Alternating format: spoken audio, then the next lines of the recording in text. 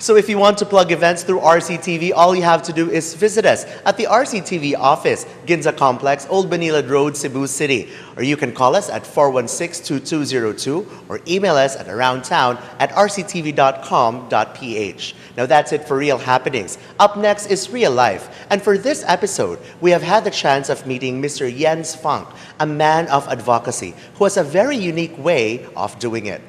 Watch this. Hi everyone, I'm Alexis and welcome to Real Life. Today I'm excited to introduce to you all our special guest for this episode. He's a man of extraordinary advocacy. His name is Jens Funk. Jens, thank you so much for being here in Real Life. Hello, thanks also for giving me the opportunity to be here. Jens, please tell us about your extraordinary advocacy. What is it? Well, I don't know if it's extraordinary. It's like I love biking a lot, and I'm here. My business is biking. I'm biking a lot, and I like to share it with others. So I started a foundation to give away bicycles to Filipinos in need. So mainly it's high school students. We give bicycles to. That's that they can use to go to school. They can use to go to school, to commute, to save money, things like that. Yeah. Okay, so most of the students that you give bicycles to are these students who live in the city, or are these students from up in the mountain provinces? Well, it depends. It's actually difficult to just give away bicycles to private people if you cannot monitor it. We want to monitor it. So it all started years ago. I was working in a school here in Talamban. It's called SITE, Center for Industrial Technology and Enterprise. It was a German development work. So I worked there, and then I introduced it to the school, the idea of giving away bicycles to students in need. So these are students from the city, students from the mountains, wherever you need it. But it's quite good to have it in a way monitored, that you can check the bikes are still used, the students are using it, they have to apply for it, but then they get the bicycle. Okay, so I'm sure there are a lot of students or people in general who need bicycles. How do you qualify the person that you grant a bicycle to? Well, like I said, it's more or less, we have one, like a supervisor in the school who takes care of it. Then everybody has to apply, has to give his reasons why he needs a bike, why he wants a bike. We get different kind of bikes, like we have really mountain bikes, we have city bikes. So we choose who is the one getting a mountain bike, who is the one getting a city bike. We have that interesting story. Two of the students, they're actually from Sambuan. They're studying here in Cebu. And they went home on a weekend only for the fiesta on the bicycle. When I heard that, I said, okay, these guys get the best bikes we have because they are really into it. They should really get it. They went without, I think they had 20 pesos in their pocket. They stayed overnight with friends, families and whatever, just to go to Sambuan on a bicycle. So I like to support an idea like that because why not? You're also a guy like that. Your advocacy is to bike instead of fly to a certain destination, is that it? Well, for me it's like the only or the best way to see a country is on a bicycle. You can fly, you can walk, you can take a bus, whatever, but to really get in the interaction with people is on a bicycle. So I love to experience a country on a bicycle. You can stop wherever you want, you smell whatever you see, whatever you feel, you are just there, and it's just amazing, yeah. And I like to, when I came here 10 years ago, I really had the idea, okay, why is the Philippines not really a biking destination? You have countries like Thailand, like Laos. For Germans are really on a bicycle. These countries are known going there on a bicycle. Philippines was not known. Now we have so many tourists coming over, staying in our place, renting bikes with me, and then go out to see the Philippines, and they are just amazed of the country. So I want just to do a little bit and to promote this amazing country for the world. Yeah. Okay, earlier you said that you're in the bicycle business, which means that you rent out the bicycles, or do you make your own bicycles as well? No, I don't make bicycles. Actually, it all started, I was writing a book about cycling in the Philippines together with a Dutch guy, Martin, my good friend. He lived here also. So we met here, we actually started to rent a bicycle. We went out and we loved bicycling in that country. So we started actually every weekend to be on the bike, and then it ended up that we wrote a book about cycling in the Philippines. When I had that book, for sure I had a web page. Suddenly people asked me, where can we bike in the Philippines, what to do and whatever. So we started to offer also bicycle tours. So that's what I'm mainly doing now. I'm offering bicycle tours in the Philippines, like 14-day tour, all-inclusive.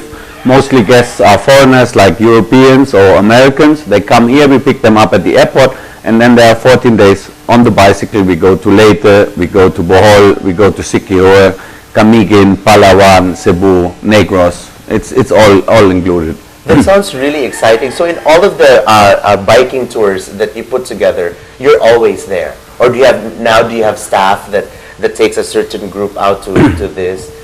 Well, at the moment, on the long tours, like the 13, 14-day tours, I'm always there. But for sure, fact is also, which is quite good also, we get busy. We get busier and busier. Like this year, we are totally booked. We have one tour in October, starting next week, one tour in November, one tour in December, January, February. So the idea is in the future, I might not go on every tour. I have staff, they take care of it. But it's a bit tricky with foreigners. Sometimes they have special needs. So you need to have the right staff to really know what they want. But I have quite very good people, and sooner or later they can take over to do a tour by themselves. That sounds exciting.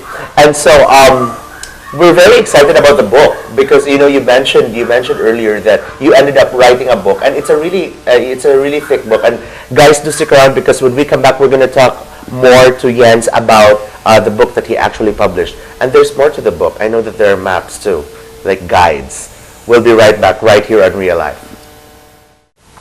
Welcome back to Real Life. We're still here with Jens Funk, and Jens, tell us more about the book. It was quite a thick book. So what does one expect to read in the book that you put together?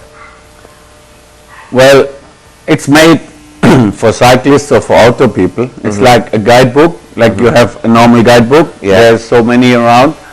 But this one is specially made for bikers or for people on a motorbike, for people who are traveling. It gives you the distances, it has altitudes, profiles for every trail. It has kilometer information, it has a rating of severity, is it difficult, if it easy, about the trail, is it rough road, is it paved or whatever. It covers the whole Visayas. Wow. So all islands in the Visayas, including Camiguin and Palawan. Okay, wow, so that's why it's a thick book, because it's the coverage is very wide. So while you were writing the book, what was the biggest challenge that you had to encounter? Like if you ask me, just measuring altitudes and stuff like that, where do you get that information? Yeah, well, it's like I said, it started with Martin, my close friend. We went out, we went on the bike. For sure, you write information down as a biker. You're interested in that one, you write it down. Then we met a lot of people and they said, you should go there, you should go there. But then imagine the information.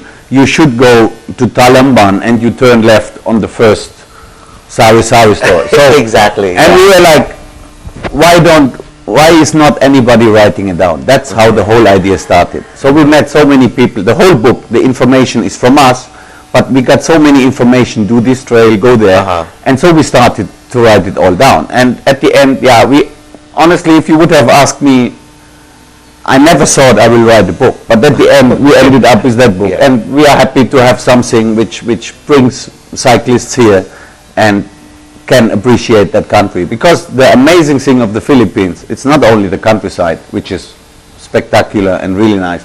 I think the amazing thing is the hospitality of Filipinos. I have been in a lot of countries in the world, but I have never seen a place like that, and that's why I'm still here, because it's just amazing. It's just spectacular what you people are. It's unbelievable. Yeah, you cannot compare that. I have not seen a nation who is like that. It's just. We're very happy to hear that. Thank you, Jens. And you've been biking for many years now. Okay, that is your passion. You do it like almost all your life. You've been doing it. I'm sure that you have traveled like a really far distance. What is the farthest distance that you've biked ever in your life? Well, the farthest distance is normally I go every year on a tour, on a special tour, like to explore one country on a bicycle, together with my friend Martin, the one I wrote the book with. And normally we bike like in 3 to 4 weeks we bike 1,500 kilometers. Like I just came back a month ago. I was in Mongolia, so we did 1,500 kilometers in Mongolia. A year before India, then Pakistan, China. Wow. Okay, so I'm sure there have been times where you feel like giving up already. Like, oh my God, my body's so tired. Da, da, da, da, da. What are the challenges that you face, and how did you deal with it?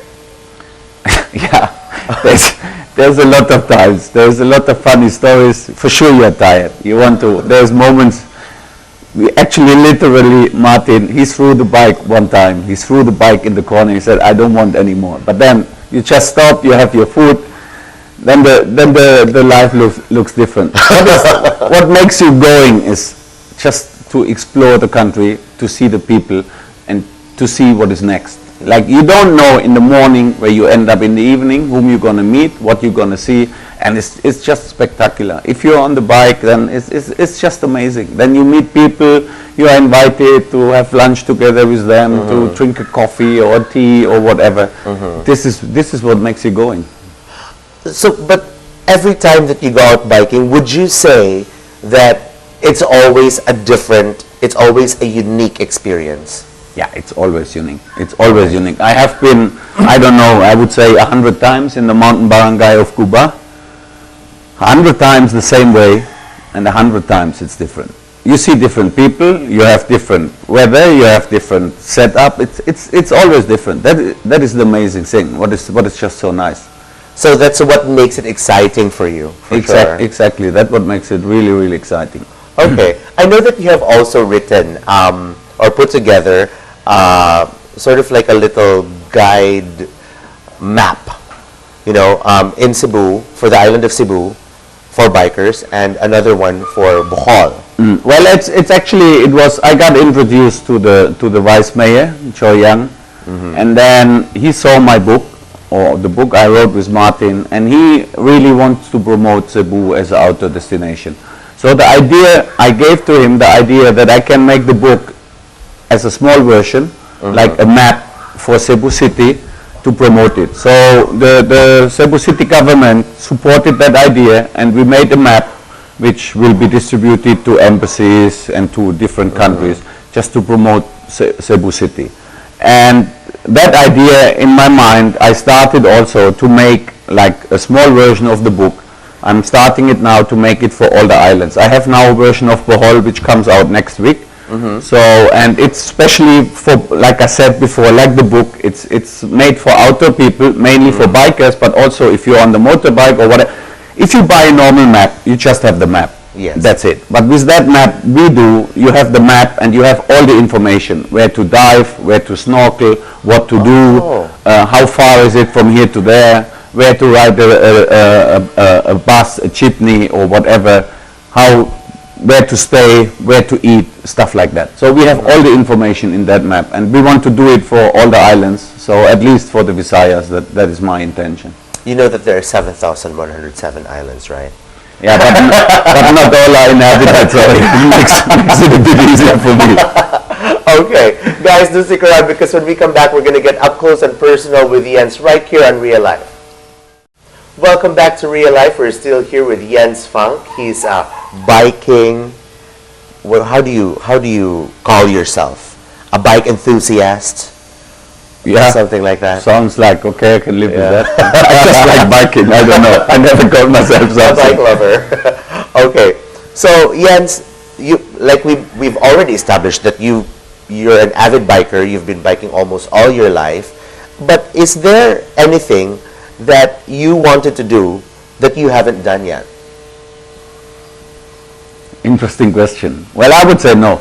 No? No, I would say no, because my life started totally different. I'm a computer scientist. I took the normal, typical way like everybody does. Yeah. You study, you do these things. I lived in Germany. I worked, earned money, but I said, that's not it. I traveled a lot, but I wanted to do more. So there was an option. That's why I'm here in the Philippines. The German government was looking for somebody to do IT training in the Philippines. So I applied. So that's how you got here then? That's how I got here. Okay, I worked 5 years here in a private school.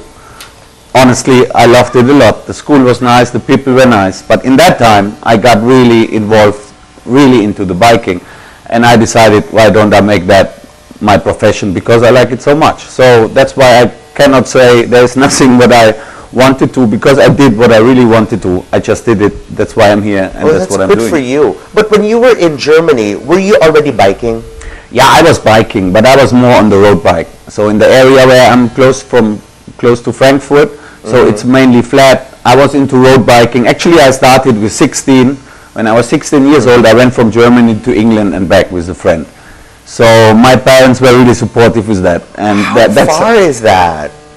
Well, it's Not very far. Also around 1,500 kilometers. So you just need time for doing it, but that's it. Yeah, but it must be fun, like meeting people along the way. But what about the weather, though? I hope you did it in the summer. Well, that's why I like it more here, because it's like because it's more relaxed. No, for sure we did it in summer in Germany, but still the summer in Germany is not comparable to here. Yes, you have a good week and then you can have 2 bad weeks, so it's never predictable. But here you always have at least 25 to 28 degrees, which is a different story. Okay. Yes, I'm sure a lot of our viewers who are watching us right now, are also into biking or would like to go into it. What would you say would be like, just give us maybe 2 qualities that a person should possess in order to become a good biker? Yeah, it's difficult to say. I would say, well, the nice thing of Cebu is, when I came here, there was not a lot of biking going on. Now you see every weekend, there's a bike race, a fun ride, there's a lot of clubs. I would say Hookup is one of the clubs. Go to one of the very good bike shops. There's plenty now in Cebu. Yeah. Also, when I came here, there was no choice, but now you have so many. Go to one of the bike shops, talk to the guys what you really want to do. They will tell you what is your right bike, and then you take it easy. You take it easy, you go a little bit out, and once you make it up to tops, then you're on the right track. Okay. All right. So, I've been thinking about it too, like to go into something like that, like maybe biking or triathlon or something like that.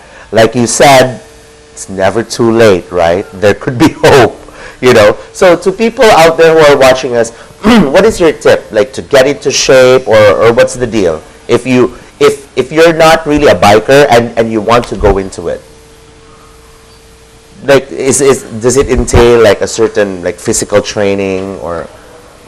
No, it doesn't. I would say for sure, if you do longer distance biking, you need to be in a very good shape. But if you start, you just grab a bike. If you feel for 5 kilometers, you go for 5 kilometers and then you stop. There's nothing wrong. The advantage in Cebu is, or in the Philippines, you have sari-sari stores everywhere. You can stop, you can have water, you can have tea, you can have your favorite loved rice everywhere. Yeah. So don't worry, just go out. I just had a friend of mine, he's a musician, very good musician, and he just got a bike from his brother. He never biked, he's now in his 40s, and he's now on the bike. He loves it so much. He just went out for a small ride of 2 kilometers, and then last week I got an email, so he went already half the way up to tops. So he's into it. That's what it is. I think with everything is the same. If you're a swimmer, if you're a runner, if you're a triathlete, if you love what you do it. That's it. Very well said. Thank you very much, Jens, for your time today. We really enjoyed talking to you, and I hope you guys enjoyed too. Thank you very much. That's all the time we have for now. Thanks for joining us for this episode of Real Life with Jens Funk. Once again, my name is Alexis, saying thanks for keeping it here on RCTV, Channel 36. We got you covered.